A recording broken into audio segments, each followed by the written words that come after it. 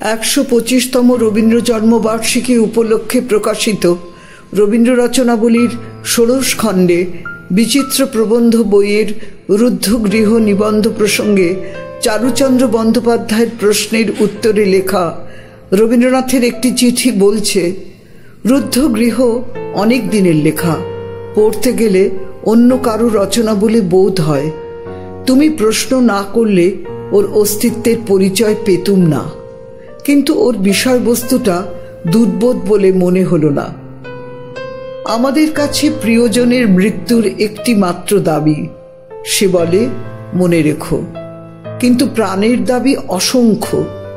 দাবির সেই উপস্থিত ভিড়ের মধ্যে মৃত্যুর একটি মাত্র আবেদন টিকতে পারে না। শোক অভিমানী, তার মাঝখানে একটা শোকোত্তর জমি রাখতে চায়, সেইটেতেই সাধের মরুভূমি বানায় মৃত্যুর সঞ্চয় নিয়ে কালের বিরুদ্ধে তার মোকদ্দমা। ভিতরে ভিতরে ক্রমেই হারতে থাকে, কিন্তু হার মানতে চায় না। লেখক বলছে, হার মানাই ভালো। মনকে নিজকৃত কবরে জীবিত সমাধি দেবার মতো অভিশাপ কিছু হতে পারে না। দেখা যাচ্ছে পরবর্তীকালের বলাকা কাব্যের ভাবের সঙ্গে এই লেখার মিল আছে।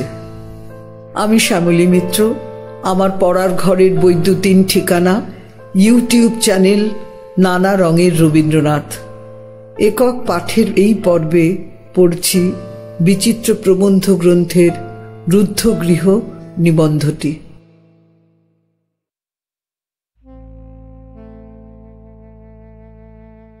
বৃহৎ বাড়ির মধ্যে কেবল একটি ঘর বন্ধ, তাহার তালাতে মরিচা ধরিয়াছে, তাহার চাবি কোথাও খুঁজিয়া পাওয়া যায় না। সন্ধ্যাবেলা সে ঘরে আলো জ্বলে না, দিনের বেলা সে ঘরে লোক থাকে না। এমন কতদিন হইতে কে জানে। সে ঘর খুলিতে ভয় হয়, অন্ধকারে তাহার সম্মুখ দিয়া চলিতে গা ছমছম করে। যেখানে মানুষ হাসিয়া মানুষের সঙ্গে কথা কয় না, সেইখানেই আমাদের যত ভয়। যেখানে মানুষে মানুষে দেখাশুনো হয়, সেই পবিত্র স্থানে ভয় আর আসিতে পারে না। দুইখানি দরজা ঝাঁপিয়া ঘর মাঝখানে দাঁড়াইয়া আছে। দরজার উপর কান দিয়া থাকিলে ঘরের ভিতর হইতে যেন হু হু শব্দ শোনা যায়। এ ঘর বিধবা, একজন কে ছিল, সে গেছে। সেই হইতে এ ঘরের দ্বার রুদ্ধ।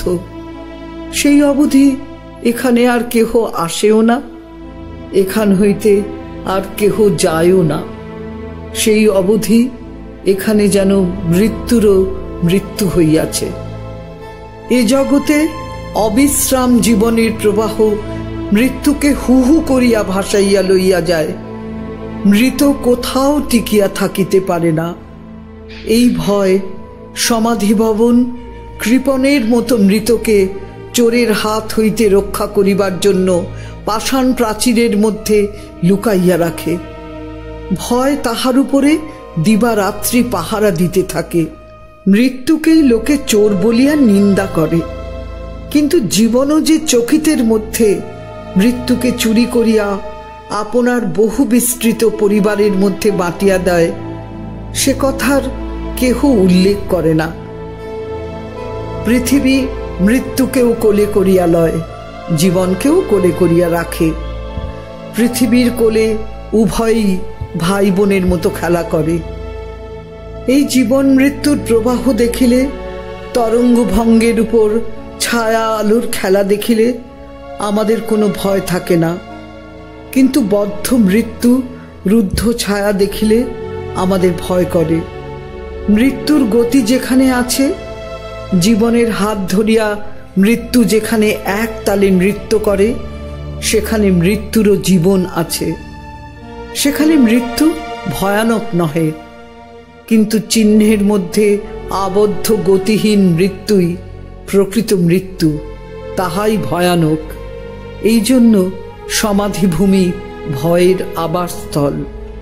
পৃথিবীতে যাহা আসে তাহাই যায়, এই প্রবাহেই জগতের স্বাস্থ্য রক্ষা হয়। কণামাত্রের যাতায়াত বন্ধ হইলে জগতের সামঞ্জস্য ভঙ্গ হয়। জীবন যেমন আসে, জীবন তেমনি যায়। মৃত্যুও যেমন আসে, মৃত্যুও তেমনি যায়। তাহাকে ধরিয়া রাখিবার চেষ্টা করো কেন? হৃদয়টাকে পাষাণ করিয়া সেই পাষাণের মধ্যে তাহাকে সমাহিত করিয়া রাখো কেন? তাহা কেবল অস্বাস্থ্যের কারণ হইয়া ওঠে। ছাড়িয়া দাও, তাহাকে যাইতে দাও। জীবন মৃত্যুর প্রবাহ রোধ করিও না। হৃদয়ের দুই দ্বারই সমান খুলিয়া রাখো।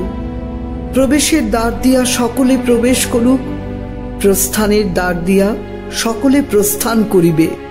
গৃহ দুই দ্বারই রুদ্ধ করিয়া রাখিয়াছে।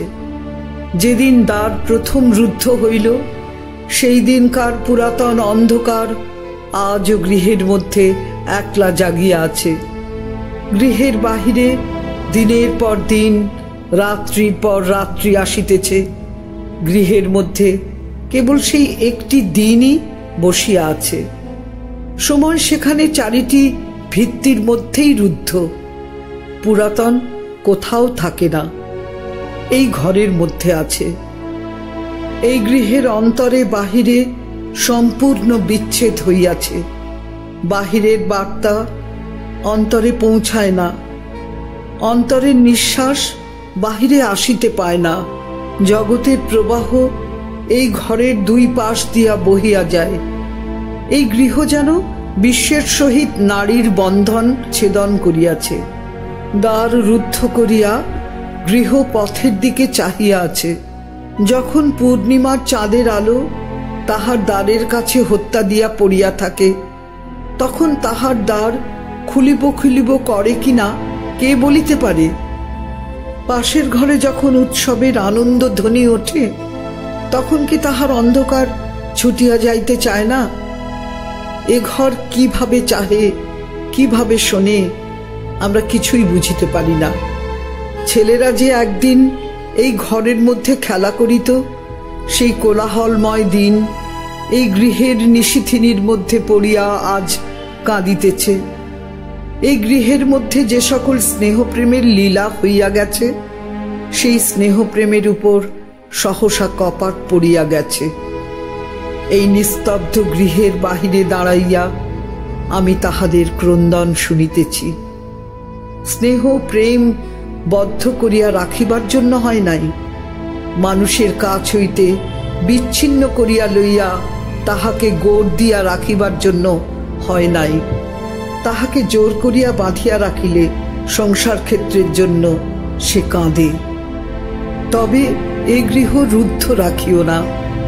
দ্বার খুলিয়া দাও, সূর্যের আলো দেখিয়া, মানুষের সাড়া পাইয়া চকিত হইয়া ভয় প্রস্থান করিবে।